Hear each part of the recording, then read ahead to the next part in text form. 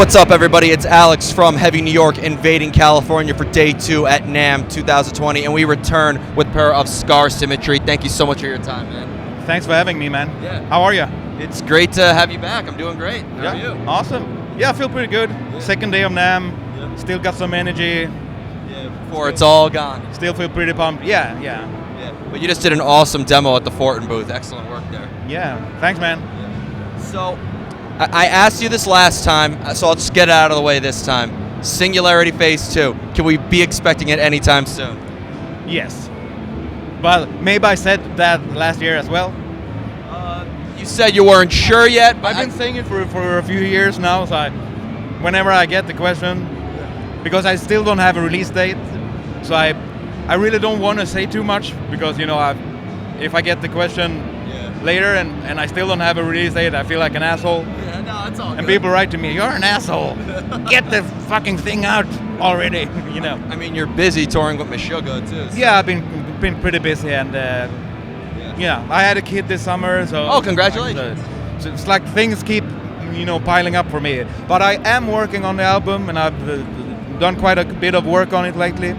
So it's coming out this year for sure. Awesome.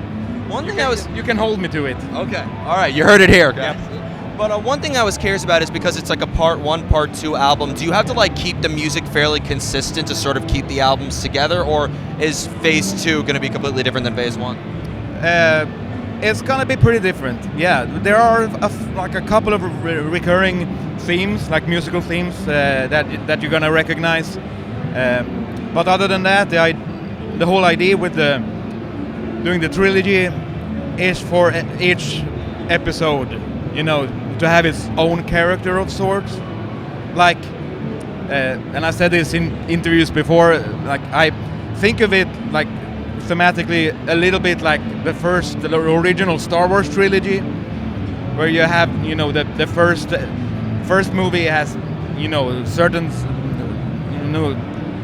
feel to it, and the second one is darker, like the theme is darker, and everything. I mean, they visit new worlds, and so it's not a perfect analogy, but a little bit like that. That our first part is very progressive and melodic, so it's really goes down in that direction of what we do.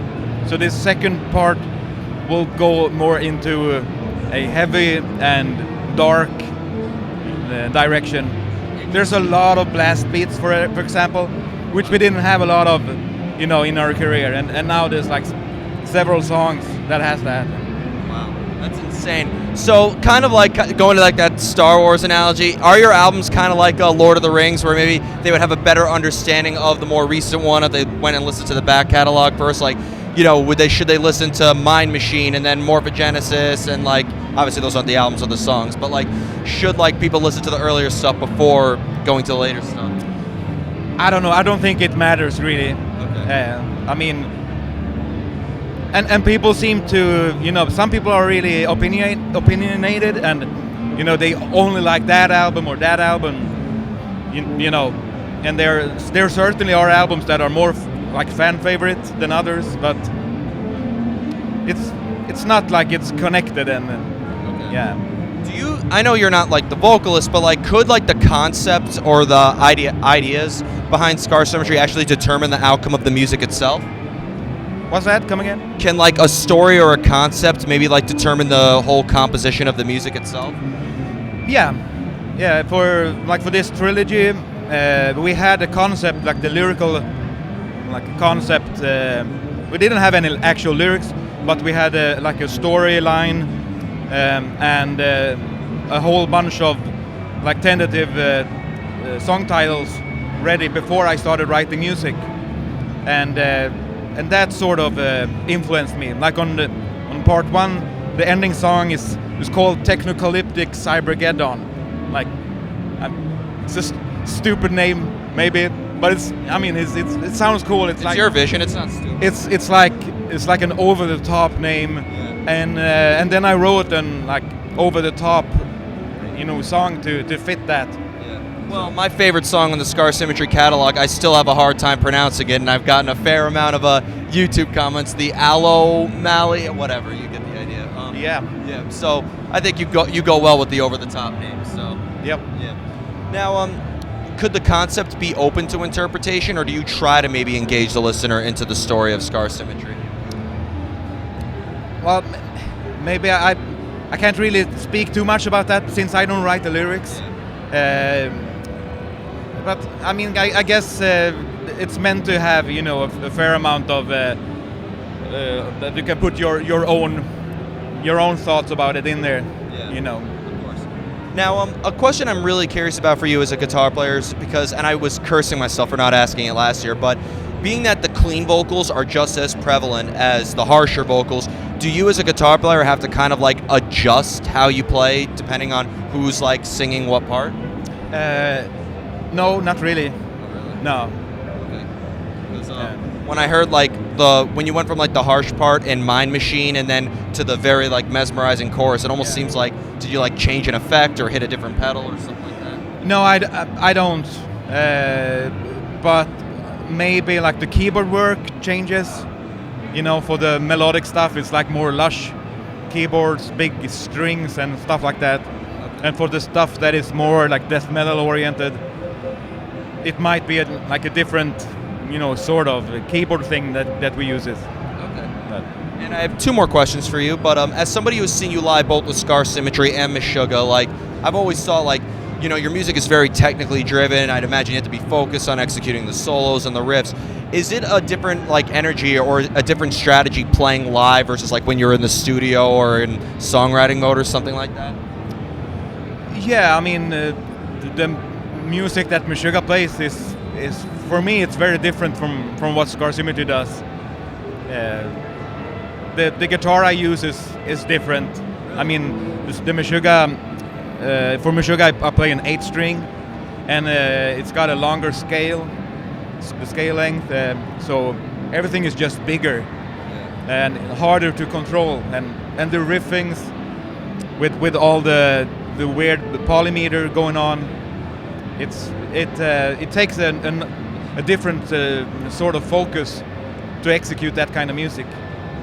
Whereas Scar Symmetry has some of that, I guess, but a lot of it is just like rock songs. It's just power chords, and we just strum them and we sing. Sing melody stuff. I mean, the soloing I'm hearing in Artificial Sun Projection definitely doesn't sound like just simple strumming or anything like that. Well, there's some neat things thrown in there. Yeah. And finally, I'd like to ask you, you brought your weapon of choice here, your guitar. Oh, yeah. Yeah, you just want to tell us what you got over here. This is the Strandberg Singularity.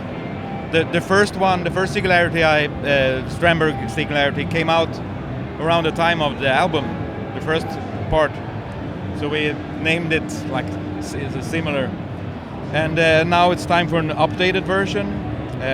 It's like some of the stuff it's got going. It's got an ash top with the pores filled with red.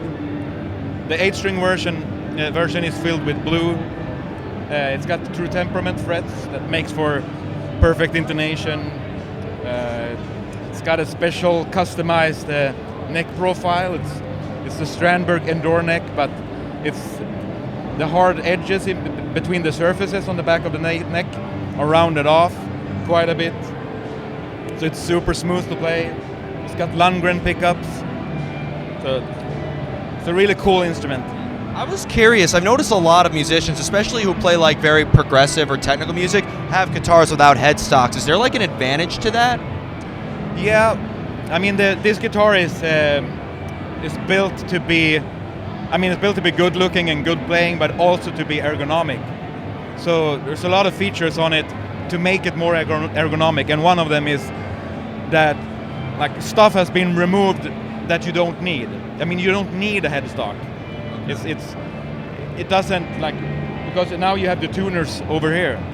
So having a headstock with the tuners you don't need that anymore when you can do it like this. And also compared to a regular like Strat or an Ibanez or something, there's like wood cut out of here. And also here you have a surface when you have it in your lap, you can have it like this and rest it like that. So also you can, when you play for long periods of time, you can like change angle, which helps your muscles and tendons and stuff. That's impressive. I never knew that. So it's basically, it eliminates everything you really don't need. Everything that you see here is essential to the guitar. Yeah, pretty much. And I mean, guitar players usually, like in the past, have been, not maybe too open to change. People have been playing Les Pauls and Strats, since the 50s or 60s, but in the last few years, I think things have changed, and Strandberg is like maybe the leading company for change in the electric guitar. Definitely looks like it. So it's really cool, and a lot of, especially young players in the prog sphere has picked up on this. And Beyond Creation, Archspire. I don't know if it's the same brand, but I know that they're kind of utilizing that similar sort of structure. Yeah. So before we go, I would like to thank you so much for coming back on. Is there just anything else you would like to promote for Scar Symmetry or Meshuggah or anything else? Well, this year we're going to Mexico for the first time with Scar Symmetry. We have some plans for Europe and some other places. I'm doing a festival tour this summer with Meshuggah. That's ending in my hometown of Gävle, Sweden. Which is going to be nice to have a big hometown thing. Yeah, you could just play and then go home. You don't have to go to the... Yeah, exactly. I can go home and sleep in my own bed, which is going to be nice. So that's about it. All right. Well, Per, thank you so much. Everybody, Per of Scar Symmetry, the Singularity Phase 2. Let's hope it comes out very soon. This is Alex from Heaven, New York. We'll see you next time.